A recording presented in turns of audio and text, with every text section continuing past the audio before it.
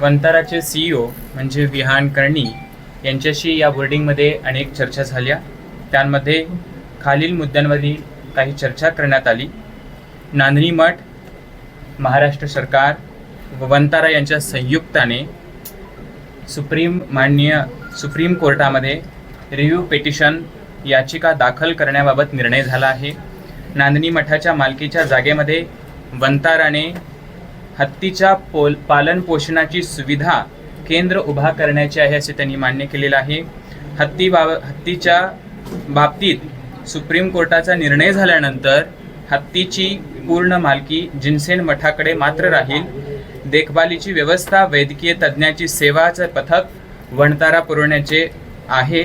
त्याचबरोबर एकंदरीत समाधानकारक चर्चा झालेली आहे. त्याप्रमाणे हत्ती नांदणीपर्यंत येईपर्यंत वंताराने आपल्याला सहकार्य करत राहावं अशी मंगल भावना आहे. आज वंताराचे विहान करणी इथपर्यंत आले, याचं कारण की अनंत अंबानींनी व त्यांच्या परिवारांनी त्यांना इथपर्यंत पाठवलेलं आहे.